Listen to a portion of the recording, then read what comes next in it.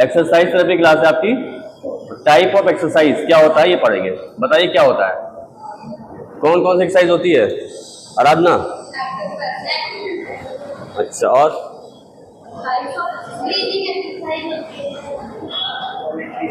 Types में classification नहीं पूछा मैं, टाइप पूछा एक्सरसाइज कितनी तरह की होती है। दो होती है। कौन कौन सी?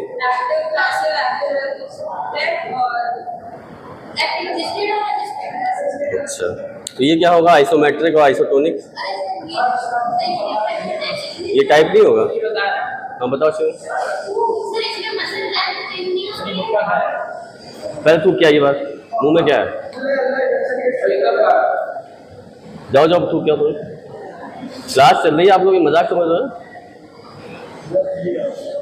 तू क्या ही तू?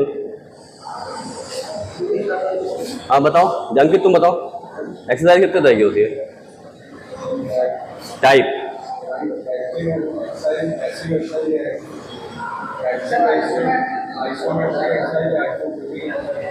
अच्छा, और किसमें? ठीक है, और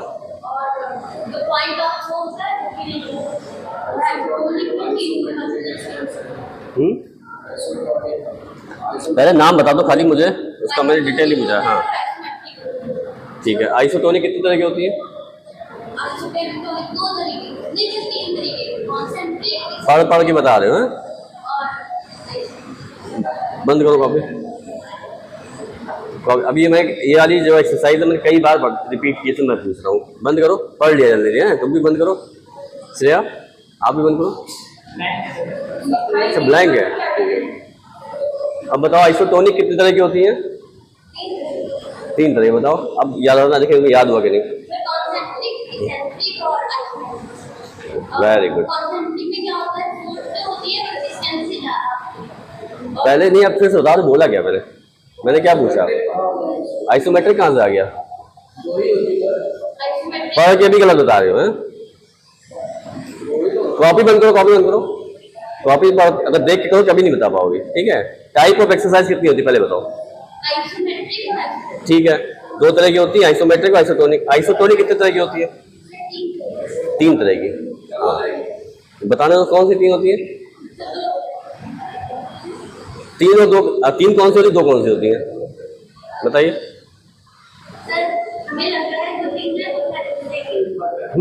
क्या लग रहा है?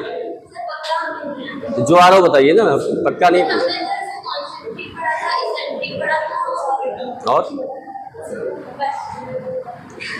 बताइए। 2 तरह की होती है, ठीक पक्का? बैठिए। आइसोटोनिक से नहीं पता आपको कितने तरह की होती है? किसी को नहीं पता? शिवम बताओ, बताओ।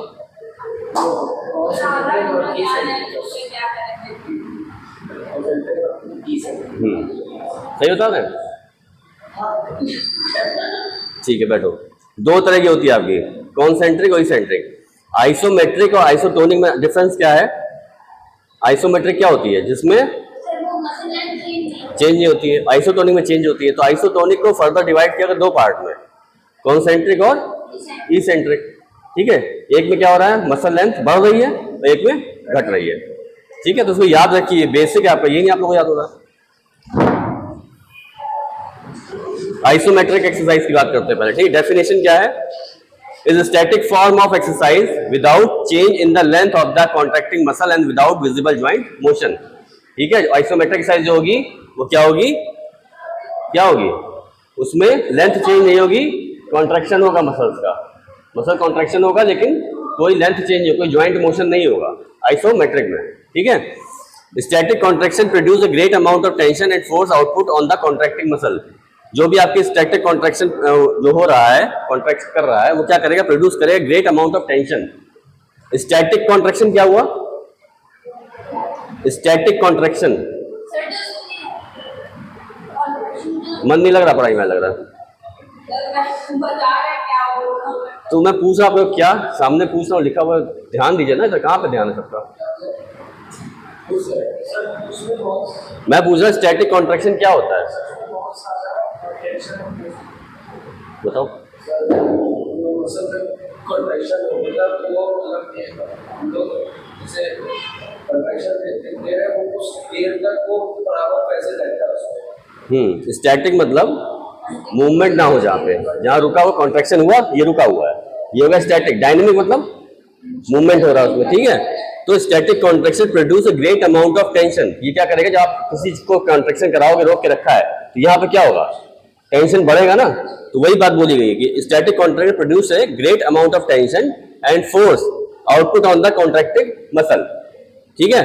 During isometric contraction strength will increase. Isometric क्यों कराते हैं, स्ट्रेंथ बढ़ाने के लिए, क्योंकि जब आपका कॉन्ट्रैक्शन हो रहा है तो ब्लड सर्कुलेशन बढ़ रहा है, मसल कॉन्ट्रैक्शन हो रहा है, खाली क्या नहीं हो रहा है, लेंथनिंग नहीं हो रही है, ठीक है, बाकी सब हो रहा है। तो कहीं मान लीजिए किसी को फ्रैक्चर हुआ है, प्लास्टर लगा है या कोई ऑपरेशन का केस है, तो वहां पे क्या करेंगे, आप आइसोमेट्रिक कराएंगे, क्योंकि वहां पे आप आइसोटोनिक नहीं करा सकते हो। आपने पता लगा करा दिया और वहां पे दोबारा खिंच गया, या प्लास्टर लगा तो वहां मूवमेंट होगा ही नहीं। तो अगर आप आइसोमेट्रिक नहीं कराओगे तो जब वो 1.5 महीना प्लास्टर खुलेगा तो जो भी पार्ट में लगा होगा वो पतला हो जाएगा, बिल्कुल मसल्स वहां की वीक हो जाएगी। लेकिन अगर आइसोमेट्रिक करते रहेंगे तो वीकनेस नहीं आएगी, ठीक है। During isometric contract strength will increase if it is sustained against resistance for at least 6 second. ये कैसे होगा, जब भी आपने कॉन्ट्रैक्शन किया उसको 6 सेकंड मिनिमम रोक के रखना है। आप पेशेंट को बताओगे कि आप जैसे यार एक्सरसाइज कर रहे हो, ठीक है, ये आइसोमेट्रिक कर रहे हो, ये नहीं कि ऐसे जल्दी करना है, कोई फायदा नहीं होगा। दबाया, मन में 10 तक गिना, मिनिमम 6 है, लेकिन आप 10 तक काउंट करोगे तो 6 सेकंड आपका हो गया, ठीक है। इधर काउंट करो, थोड़ी देर रोक के रहे, तब कॉन्ट्रैक्शन जब उसमें रुकेगा, स्टैटिक कॉन्ट्रैक्शन जब डेवलप होगा, तभी आपका स्ट्रेंथ इंक्रीज होगी, बढ़ेगी, ठीक है। In order to develop strength throughout the range of motion, resistance must be applied in several positions, ठीक है। अगर आपको क्या करना है, डेवलप करना है strength throughout the range of motion, अगर पूरे रेंज ऑफ मोशन में आपको स्ट्रेंथ डेवलप करनी है तो क्या करेंगे, resistance must be applied in several position, मतलब अलग अलग पोजीशन में आपको रेजिस्टेंस देना है, एक ही में नहीं देना है, ठीक है। तो अलग पोजीशन जब आप करते जाओगे तो उसकी रेंज भी बढ़ती जाएगी, क्लियर है। The amount of tension produced during the isometric contraction is directly affected by the length of the muscles of the time of contraction, therefore the amount of resistance also must be very at different point in the range, ठीक है। Resistance can be applied either manually और mechanically. Resistance जो आप दे रहे हो manually भी दे सकते हो और मैकेनिकली भी। मैकेनिकली कैसे दोगे, हाँ, किसी मशीन से दोगे, ट्रैक्शन से दोगे, या वेट का बांध दोगे, वेट आते हैं ना, वेट बांध दो, आप वेट से भी करा सकते हो। तो कोई मैकेनिकल चीज उसमें अगर अप्लाई हो रही है तो उसे हम बोलेंगे मैकेनिकल, है ना। कोई मशीन या कोई वेट का से कोई भी चीज रहेगी, अगर कोई थेरेपिस्ट या डॉक्टर कोई करा रहा है या कोई अटेंडेंट करा रहा है तो वो मैनुअली हो जाएगा, ठीक है ना। तक अब आता है एग्जांपल्स ऑफ आइसोमेट्रिक रेजिमेंट्स, ठीक है। पहला आता है ब्रीफ मैक्सिमल आइसोमेट्रिक एक्सरसाइज। ये क्या होती है, in which the patient perform a single isometric contraction is held for 5 to 6 second, ठीक है। इसमें क्या होगा, ब्रीफ मैक्सिमल में जो भी पेशेंट होगा परफॉर्म करेगा सिंगल आइसोमेट्रिक कॉन्ट्रैक्शन, है ना, कितनी देर के लिए, 5 से 6 सेकंड के लिए, मतलब एक आइसोमेट्रिक कॉन्ट्रैक्शन खाली किया 5 से 6 सेकंड के लिए, तो ये हो गया ब्रीफ मैक्सिमल आइसोमेट्रिक कॉन्ट्रैक्शन, ठीक है। दूसरा था ब्रीफ रिपीटेटिव आइसोमेट्रिक एक्सरसाइज। ये क्या होगी, in which the patient perform 5 to 10 brief maximum, मतलब सेम प्रोसीजर ऊपर वाला होगा लेकिन ये एक से ज्यादा होगा। पहले में एक करेगा, एक बार खाली एक बार करके छोड़ दिया, दूसरे में क्या होगा, रिपीट करेगा 5 to 10, ठीक है। फिर आता है मल्टीपल आइसोमेट्रिक कॉन्ट्रैक्शन एक्सरसाइज। क्या होती है, in which the patient perform the isometric exercise against resistance applied every 10 degrees in the range of motion. इसका मतलब समझ गया, मतलब कि जैसे आप आपकी शोल्डर करा रहे हो, सॉरी एल्बो की, पहले यहाँ पे रेजिस्टेंस लगाया, आइसोमेट्रिक कराई, रोका, छोड़ दिया, फिर उससे क्या 10 डिग्री मोड़ लिया, फिर लगाया, फिर छोड़ा, फिर लगाया, फिर छोड़ा, ठीक है। एक होता है ये लगाया आपने, ये आइसोटोनिक नहीं, ये आइसोमेट्रिक नहीं होगा, ये आइसोटोनिक हो गया ना। इसमें क्या है, रोका आपने, रेजिस्टेंस लगाया, छोड़ दिया, फिर लगाया, छोड़ दिया, अपने अकॉर्डिंग आप कुछ कुछ दूरी पे उसको कराते रहेंगे। तो क्या है, मल्टीपल आइसोमेट्रिक क्या है, in which the patient perform the isometric exercise against resistance applied every 10 degrees in the range of motion and hold for 10 second. 10 second के लिए उसको होल्ड करना है। This type of exercise improve muscle strength through the range of motion. अगर पूरे range of motion में आपको weakness लग रही है तो आप ये वाला अप्लाई करोगे। नहीं, वो तो आपको एग्जांपल दिया गया, आप 8 भी कर सकते हो अपने अकॉर्डिंग, जैसा आपको लगता है। 8 डिग्री भी कर दो, है ना, 12 डिग्री भी कर दो, जैसा आपको सुटेबल लगे अकॉर्डिंग टू पेशेंट। वो तो एग्जांपल दिया है कि मतलब एक इस तरह का प्रोसीजर होगा, कुछ कुछ देर तक आपको इंटरवल्स पे करना है, ठीक है। हाँ लिखो।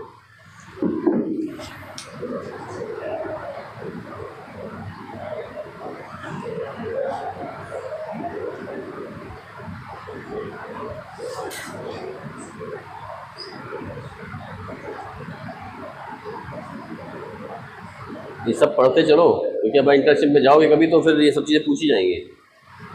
बेसिक है ये ना, बिल्कुल आपको एक्सरसाइज का बेसिक पता होना चाहिए ना, आइसोमेट्रिक क्या होता है, आइसोटोनिक क्या होता है। हो गया।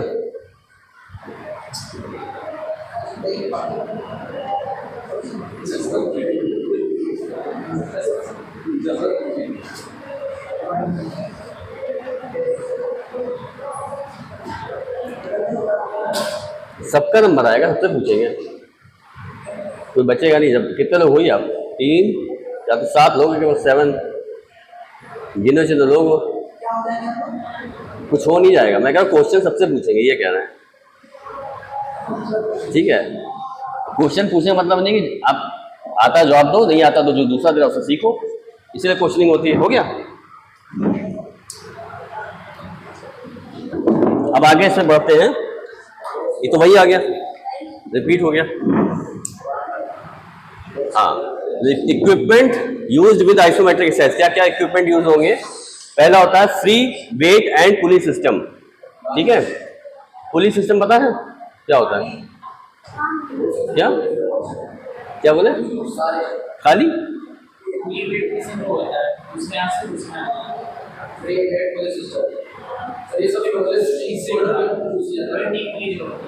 टी पुली भी होती है, और पुली कई तरह की होती है। उसमें क्या है, जिम में देखे होगे जो बैठ के करते हैं एक्सरसाइज खींचने वाला, या खड़ बैठ किस तरह से करते हैं, तो एक पुली होती है जो इस तरह से गोल गोल घेरी नहीं होती, उसमें मूवमेंट होता है, तो एक रस्सी पड़ी होती है डोरी, उससे चलाते हैं। एक तरफ वेट बांध दिया, एक तरफ आप उसको कर रहे हो, तो वो हो गया पुली सिस्टम, है ना। तो फ्री वेट से करेंगे, या पुली सिस्टम। वेट से क्या है, आपने डंबल ले लिया, रोक लिया, रोके हुए हो, ठीक है, फिर छोड़ दिया, फिर उठाया, इस तरह से। या वेट कप बांध दिया, पेशेंट है उसका वेट कप बांध सकते हो, उससे कर सकते हो। दूसरा आता है आइसोकाइनेटिक डिवाइसेस, है ना, कुछ डिवाइसेस आती हैं जो एक्सरसाइज कराती हैं। थर्ड आता है lifting a weight that provide resistance greater than the force of the muscle, ठीक है। आपको वेट उतना उठाना है कि जो आपके मसल्स की फोर्स से ज्यादा हो, समझिए। एक होता है हम नॉर्मल ताकत लगा रहे हैं, तो इतना वेट हो कि आप उठाने में उसमें थोड़ा सा आपको दिक्कत आए, तो lifting a weight that provide resistance greater than the force of the muscles, है ना, मसल्स की फोर्स से ज्यादा। फोर्थ आता है when the patient performs exercise against fix object. ये कैसे होगा? पुशिंग ए वॉल, जैसे कोई पेशेंट खड़ा हो गया, दीवार पे से हाथ रख दिया, उससे क्या ताकत लगाइए, ताकत लगाया छोड़ा, लगाया छोड़ा, मूवमेंट नहीं हो रहा है, खाली ताकत लगा रहा है छोड़ रहा है, तो इसे बोलेंगे हम क्या? पुशिंग ए वॉल, है ना। ये सारी एक्सरसाइज आपकी आइसोमेट्रिक में आएगी, ठीक है।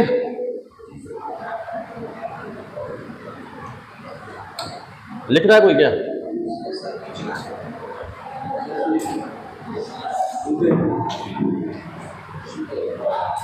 हो गया।